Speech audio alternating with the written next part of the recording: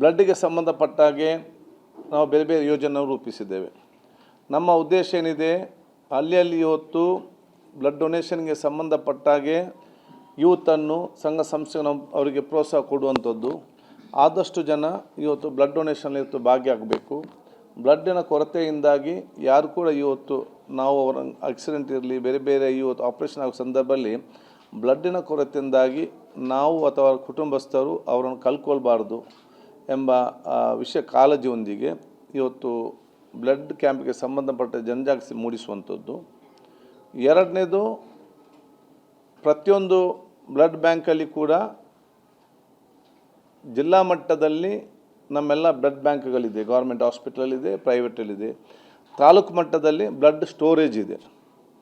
So ಎಲ್ಲ ತಾಲೂಕು ಆಸ್ಪತ್ರೆಯಲ್ಲಿ ನಾವು ಬ್ಲಡ್ಡನ್ನು ಹೋಗಿ ಏನು ಅಗತ್ಯ ಇದೆ ಅದನ್ನು ಸ್ಟೋರೇಜ್ ಮಾಡ್ತೇವೆ ಆ ಒಂದು ಕೋಲ್ಡ್ ಇದರಲ್ಲಿ. ಇದರ ಜೊತೆಯಲ್ಲಿ ನಮ್ಮ ರಾಜ್ಯದ 4 ಕಡೆ ಸುಮಾರು 20 ಕೋಟಿಯಲ್ಲಿ regional blood centre of excellence ಎಂಬ ಸಂಸ್ಥೆಯನ್ನು ನಾವು ಇವತ್ತು ಸ್ಥಾಪನೆ ಮಾಡ್ತೇವೆ. 4 ಅದು, ಒಂದು ಬೆಂಗಳೂರಿನ ವಿಕ್ಟೋರಿಯಾ, 2 ಮಂಗಳೂರಿನಲ್ಲಿ ವೆನ್ಲಾಕ್ ಹಾಸ್ಪಿಟಲ್, ಬೆಲ್ಲಾರಿಯಲ್ಲಿ ಬಿಮ್ಸ್, ಇನ್ನೊಂದು ನಮ್ಮ ಕಿಮ್ಸ್ ಈ ಹುಬ್ಳಿ. ಈ 4 ಕಡೆ ಅದು ಯಾಕೆಂತ ಹೇಳಿದರೆ regional blood bank of excellence ಅಂತ ಹೇಳಿದರೆ, ಈ ಒಂದು ರೀಜನಲ್ ಸೆಂಟರ್ಸ್ ಆ ಸುತ್ತಮುತ್ತಲಿನ ಜಿಲ್ಲೆಗಳನ್ನು ಎಲ್ಲ ಕೂಡ ಮ್ಯಾನೇಜ್ ಮಾಡ್ತದೆ. ಎಲ್ಲಿ ಅದೊಂದು ಕಡೆಯಲ್ಲಿ ಕಡಿಮೆ ಇದ್ದರೆ ಎ ಗ್ರೂಪ್ ಎ ನೆಗೆಟಿವ ತಕ್ಷಣ ಅಲ್ಲಿಗೆ ಕಾಂಟ್ಯಾಕ್ಟ್ ಮಾಡಿದ್ರೆ ಅವರು ಅದನ್ನು ಅಲ್ಲಿಗೆ ಮುಟ್ಟಿಸ್ತಾರೆ. ಸೊ ಯಾವ್ಯಾವ ಬ್ಲಡ್ ಬ್ಯಾಂಕಲ್ಲಿ ಯಾವ್ಯಾವ ಬ್ಲಡ್ ಗ್ರೂಪ್ ಇದೆ, ಎಲ್ಲಿ ಯಾವುದು ಶಾರ್ಟೇಜ್ ಅಂತೇಳಿ ನಾವು ಕಂಪ್ಯೂಟರಲ್ಲಿ ನೋಡ್ಕೊಳ್ಳೋದು ಅವಕಾಶ ಕೂಡ ನಮಗೆ ಆಗ್ತದೆ. ಉದಾಹರಣೆಗೆ ಇವತ್ತು ಒಂದು ಜಿಲ್ಲೆ, ತಾಲೂಕಿನಲ್ಲಿ ಒಂದು ಬ್ಲಡ್ ಗ್ರೂಪ್ ಬೇಕಂತ ಹೇಳಿದಾಗ ಅದು ಎಲ್ಲಿ ಇದೆ ಅಂತ, ಅಲ್ಲಿ ಇಲ್ಲದಿದ್ದಲ್ಲಿ ಎಲ್ಲಿ ಇದೆ ಅಂತೇಳಿ ಗೊತ್ತಾಗ್ತದೆ. ಆವಾಗ ಪಕ್ಕದ ಜಿಲ್ಲೆಯಿಂದ ಇಲ್ಲಿಗೆ ತರಿಸುವಂಥ ಕೆಲಸ ಮಾಡಿ ಅವರಿಗೆ ರಕ್ತ ಕೊಡುವಂಥ ಕೆಲಸ ಗೊತ್ತಾಗ್ತದೆ. ಯಾಕೆ ರಕ್ತ ಯಾರಿಗೂ ಕೂಡ ಕಡಿಮೆ ಆಗಬಾರ್ದಂಥ ಉದ್ದೇಶದಿಂದ. ಇನ್ನು ಸರ್ಕಾರಿ ಆಸ್ಪತ್ರೆಯಲ್ಲಿ BPL ಅವರಿಗೆ ನಾವು ಬ್ಲಡ್ಡನ್ನು ಇವತ್ತು ಫ್ರೀಯಾಗಿ ಕೊಡುವಂಥದ್ದು. BPL APL ಅವರಿಗೆ ಬಹುಶಃ ಹಿಂದೆ ಒಂದು ಆದೇಶ ಇತ್ತು, 1500 ರೂಪಾಯಿ, ಇವತ್ತು 1100 ರೂಪಾಯಿ, 1110 ರೂಪಾಯಿ. ನಿಮ್ಮಲ್ಲಿ ಕೊಟ್ಟಿದೆ ಒಂದು ಕಾಪಿ. ಹೋಲ್ ಬ್ಲಡ್ಡಿಗೆ 1110 ಮತ್ತು ಬೇರೆ ಬೇರೆ ಕಾಂಪೊನೆಂಟ್ಸ್ ಇದೆ. ಆದರೆ ನಾವೀಗಾಗಲೇ ತೀರ್ಮಾನ ಮಾಡಿದೆವು ಕೂತ್ಕೊಂಡು, ಸರ್ಕಾರಿ ಆಸ್ಪತ್ರೆಗೆ ಅವರು APL ಆದರೂ ಕೂಡ ಅವರಲ್ಲಿ ಹೋಗುವವರು ಅದು ಕಷ್ಟದಲ್ಲಿದ್ದವರೇ ಹೋಗುವವರು. ಇದಕ್ಕೆ ಅವ್ರಿಗೇನೋ ತಪ್ಪಿನ ಕಾಡಿ APL ಹೋಗಿರಬೇಕು ಅಥವಾ ಏನೋ ವಿಚಾರ ಆಗಿರಬೇಕು. ಆದರೆ ಬರೀ APL ಅಂತ ಹೇಳಿಕೊಂಡು ಅವರಿಗೆ ಎಷ್ಟು ಚಾರ್ಜ್ ಮಾಡಿದರೆ ಕೂಡ ಅವ್ರಿಗೆ ಕಷ್ಟ ಆಗ್ತದೆ.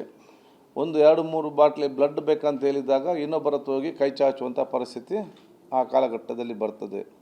ಅದಕ್ಕೆ ಅವ್ರಿಗೆ ಕೂಡ ಚಾರ್ಜ್ ಮಾಡಬಾರ್ದು ಅಂತೇಳಿ ನಾವು ಮುಂದಿನ ದಿನ ನಾವು ತೀರ್ಮಾನ ಅದನ್ನು ತಗೊಳ್ತೇವೆ ಅತಿ ಶೀಘ್ರದಲ್ಲಿ. ಗೌರ್ಮೆಂಟ್ ಆಸ್ಪತ್ರೆಯಲ್ಲಿ ಅಥವಾ ಮಿನಿಮಮ್ ಆಗಿ ಏನಾದರೂ ಚಾರ್ಜ್ ಮಾಡ್ಬೋದು, ಮಿನಿಮಮ್. ಯಾಕಂದರೆ ಅಲ್ಲಿ ಹೋಗೋರು ಕೂಡ ಅವರು APL ಕಾರ್ಡ್ ಇದ್ದರೂ ಕೂಡ ಆರ್ಥಿಕವಾಗಿ ಬಹಳ ಕಷ್ಟದಲ್ಲಿದ್ದವರೇ ಇವತ್ತು ಇರುವಂಥದ್ದು. ಅದು ಡಾಕ್ಟರ್ ಹೇಳ್ತಾರೆ, ಆಗೋದಿಲ್ಲ. ಯಾಕಂತೇಳಿ ಈಗ ಫಾರ್ ಎಕ್ಸಾಂಪಲ್ ಕೆಲವರಿಗೆ ಕಡಿಮೆ ಬೇಕು, ಕೆಲವರಿಗೆ ಜಾಸ್ತಿ ಬೇಕು. ಮತ್ತು ನಾನೀಗ ಒಂದು ಸರ್ಕಾರಿ ಆಸ್ಪತ್ರೆಯಲ್ಲಿ ನಾನು ಭಾಳ ಕಷ್ಟದಲ್ಲಿದ್ದೇನೆ, ನಾನು APL ಕಾರ್ಡ್ ಇರ್ಬೋದು, ನಾನು ಆಸ್ಪತ್ರೆಗೆ ಹೋಗ್ತೇನೆ, ನನಗೆ ನನ್ನ ಮನೆಯವರು ಬದುಕಿಸಲಿಕ್ಕೆ ಎಷ್ಟು ಬೇಕು ಅಷ್ಟೇ ತಗೊಳ್ತಾನದಲ್ಲದೆ ನಾನು ಹೆಚ್ಚಿನ ತಗೊಳ್ಳಿಕ್ಕೆ ಹೋಗಿಲ್ಲ, ಧರ್ಮ ಅಂತ ಹೇಳಿಕೊಂಡು ಎಷ್ಟು ಬೇಕಂತ ಹೇಳಿಕೊಂಡು ಮಾತ್ರ ನೋಡುವಂಥದ್ದು. ಸೊ ಡಾಕ್ಟರ್ ಎಷ್ಟು ಹೇಳ್ತಾರೆ ಅಷ್ಟಕ್ಕೆ ಮಾತ್ರ ಅಲ್ಲಿ ಸೀಮಿತ ಆಗುವಂಥದ್ದು. ಸೊ ಅದಕ್ಕೆ ನಾವು ಇಷ್ಟಕ್ಕೆ ಮಾತ್ರ ಚಾರ್ಜ್ ಮಾಡಬೇಕಂತ ಹೇಳಲಿಕ್ಕೆ ಆಗೋದಿಲ್ಲ. ಒಬ್ಬ ರಕ್ಷಣೆ ಮಾಡಲಿಕ್ಕೆ ಎಷ್ಟು ಬೇಕು ಅದಕ್ಕಿರುವಂಥದ್ದು. ಮತ್ತು ಪ್ರೈವೇಟಲ್ಲಿ ನಾವು ರೇಟ್ ಫಿಕ್ಸ್ ಮಾಡಿದ್ದೇವೆ. ಆದರೆ ಕೆಲವೊಂದು ಕಡೆ ಜಾಸ್ತಿ ಹೊತ್ತು ಚಾರ್ಜ್ ಮಾಡೋದು ಕೂಡ ನಮಗೆ ಬಂದಿದೆ. ಆದ ಕಾರಣ ಪ್ರೈವೇಟ್ನಲ್ಲಿ ಸಂಪೂರ್ಣ ಹೋಲ್ ಬ್ಲಡ್ ಇದು ಕೊಡೋದಾದರೆ 1550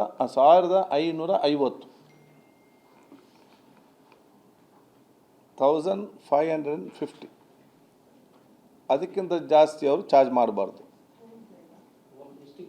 ಹೋಲ್ ಬ್ಲಡ್ ಅಂದರೆ ಇಲ್ಲಿ ನಮ್ಮ ಬ್ಲಡ್ ಕೊಡ್ತಾರಲ್ಲ ಇದರಲ್ಲಿ ಅದಕ್ಕೆ.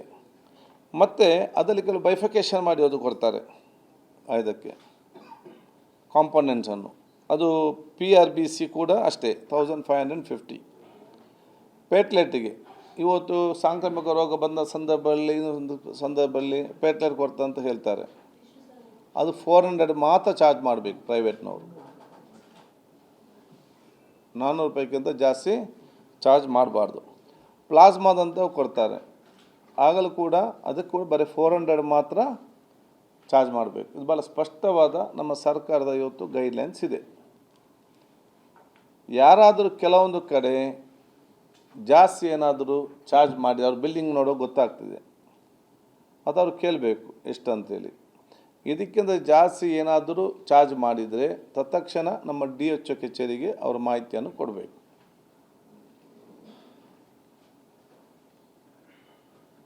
ಇದು ನಮ್ಮ ಒಂದು ಮೊದಲ ಆದ್ಯತೆ ಇವತ್ತು ನಮಗೆ ಇರುವಂಥದ್ದು.